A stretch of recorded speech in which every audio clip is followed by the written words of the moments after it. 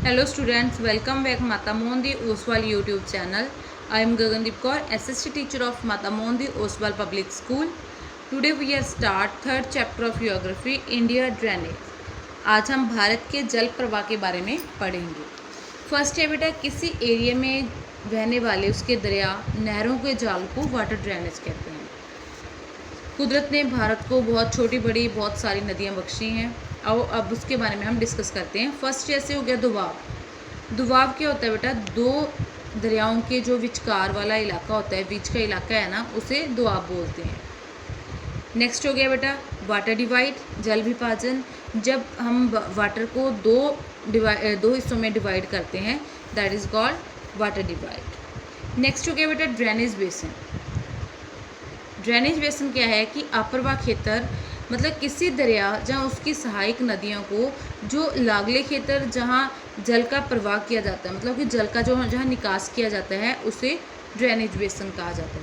तो कि जहाँ जाके हम पानी का निकास करते हैं वहाँ उसे ड्रेनेज बेसिन कहा जाता है। नेक्स्ट हो गया बेटा ड्रेनेज पैटर्न। ड्रेनेज पैटर्न क्या है कि भारत का जो नदी का जल निकास का स्वरूप क्या है। भारत धरती पे जो पानी बहता है वो कई अलग अलग स्वरूपों में बहता है। जैसे देखो हमने ये पिक्चर में देखा है कि पानी का जो ऊपर से हम पानी को डिवाइड किया है, ठीक है। ड्रेनेज बेसिन क्या है, सॉरी ये डिवाइड का है ना। नेक्स्ट बेटा अलग अलग पैटर्न से बहता है। जैसे हम पानी को गिरा दिया, सपोज करो कि पानी को हमने गिराया है, पानी का जो बहाव है कहाँ जा रहा है, ठीक है, ये अलग अलग स्वरूप में बहता है। जैसे नेक्स्ट इसको हमने 4 भागों में डिवाइड किया है। फर्स्ट है डेंडेट्रिक, पैरेलल और जालीनुमा, रेडियल, ठीक है, टेरेटल्स और रेडियल। 4 भागों में हमने डिवाइड किया है। ये आपको पिक्चर में भी सारा दिखाया गया है कि कौन कौन सी शेप है। जैसे डेंडेट्रिक है, पैरेलल है और रेडियल है, ठीक है, सारी शेप आपको दिखाई गई है। नेक्स्ट आ गया बेटा Indian river system is divided into 4 parts. Bharat के जो नदी का तंत्र है उसे भी हम 4 भागों में बांट सकते हैं। फर्स्ट हो गया Himalayan river system, peninsular river system, coastal rivers और इनलैंड ड्रेनेज। भारत का बेटा हिमालय की नदी वजह से उसे भी अलग डिवाइड किया गया है। फिर प्रायद्वीपीय नदी तंत्र आ गया, फिर तट की नदियाँ कौन सी हैं, फिर भारत अंदरूनी नदी कौन सी है भारत की, उसके बारे में हम 1 बाय 1 पढ़ेंगे। नेक्स्ट फर्स्ट हो गया Himalayan river system. Himalayan reverse को हमने डिवाइड किया है। जैसे भारत में बेटा जो हिमालयन रिवर की 3 प्रमुख नदियां हैं। फर्स्ट क्या होगी, गंगा, ब्रह्मपुत्र और सिंध।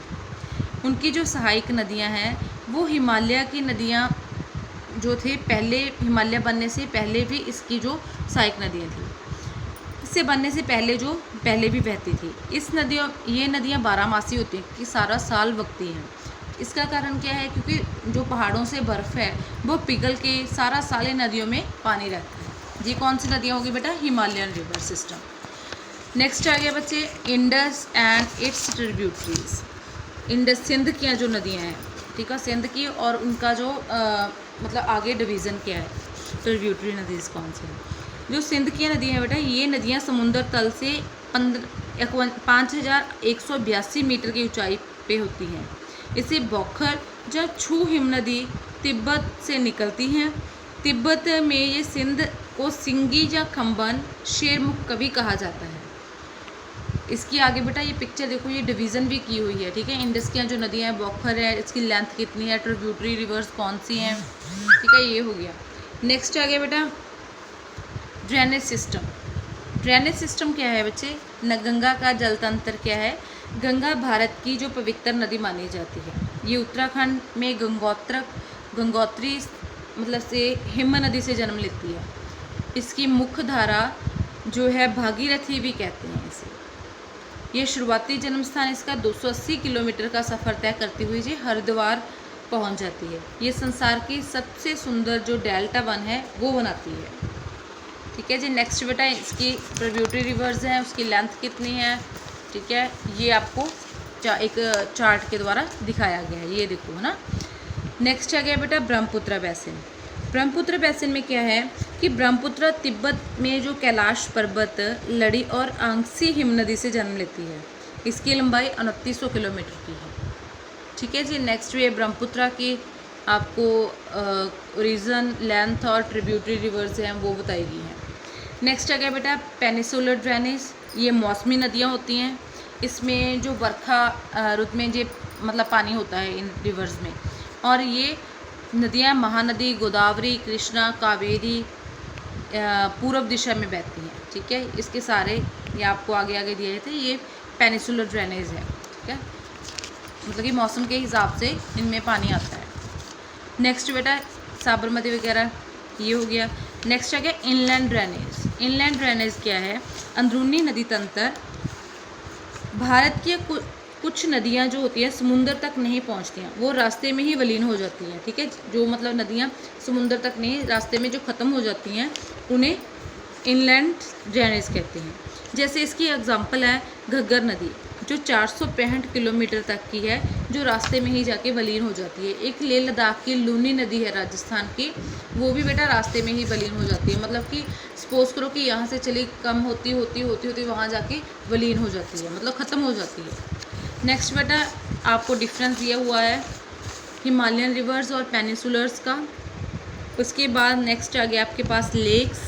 लेक्स क्या होती हैं? जैसे चिल्का, डल, देवर। ठीक है, भारत की जो प्रमुख झीलें हैं अष्टामुदी, भीमपाल, चिल्का, डल, देवर, हिमायत सागर एक्सेट्रा हैं। राजस्थान में एक खारे पानी की झील है।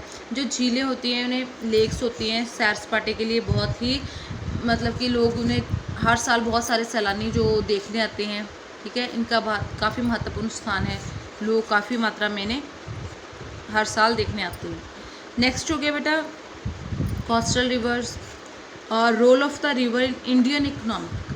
भारत की जो रिवर्स का मतलब इंडियन इकोनॉमिक में क्या योगदान है? संसार की सबसे प्राचीन जो सिंधु घाटी की सभ्यता की नदी इसकी कंडेह पर प्रफुल्लित हुई है। संसार की जो महान सभ्यता है उसने यहीं पे जन्म लिया है। लोग पानी मिलने वाले जो स्थान होते हैं उन पे पक्के तौर पे बस जाते हैं, क्योंकि ज़्यादा आबादी होने का कारण ये होता है कि जहाँ में प्रॉपर पानी और हर चीज़ की सहूलत प्रॉपरली होती है वहाँ जाके ही लोग रहते हैं।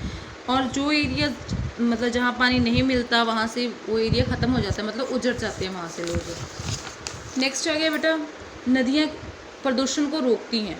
ठीक है, कैसे हम प्रिजर्वेशन करा सकते हैं इसे प्रिजर्वेशन। नेक्स्ट है क्या प्रिवेंशंस हैं? नदियाँ जो हैं पानी को प्रदूषित होने से रोकना चाहिए। हमें समय समय पर कुछ ऐसे कदम उठाने चाहिए कि पानी को दूषित ना किया जाए। ठीक है जी, सरकार ने यत्नों के साथ साथ उन्हें पानी के जो स्रोतों को भी मतलब कि संभाल के रखने का हमें जो खाद्य पदार्थ हैं कीटनाशक की वरतों स्वयं से करने की ठीक है अनुमति दी है। उन्होंने पानी का जो लेवल है उसे बढ़ाने के लिए बहुत सारे काम किए हैं। जैसे Ganga action plan was started in 1986। 1986 को गंगा को साफ रखने का एक प्लान शुरू किया था। उसके बाद 2014 को भी गवर्नमेंट ने कुछ ऐसे एक्शन लिए हैं। ठीक है, और संसार में तापमान इंक्रीज़ होने से क्या जो बड़ी छोटी नदी हैं उनका पानी का जो लेवल है उसमें भी कमी आई है। प्रदूषण रोकने के लिए हमें समय समय पर जो सरकार रूल्स बताती है हमें फॉलो करने चाहिए। हमें भी जागरूक होना चाहिए, तभी हम अपने जो पानी को बचा सकते हैं, अपने देश को बचा सकते हैं। ठीक है जी, और इससे ही जनजीवन चलता है। पानी के बिना जीवन जो बहुत ही कठिन और मुश्किल हो जाता है।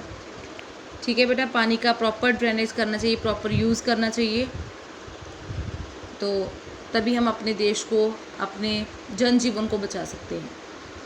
ओके बेटा, थैंक यू।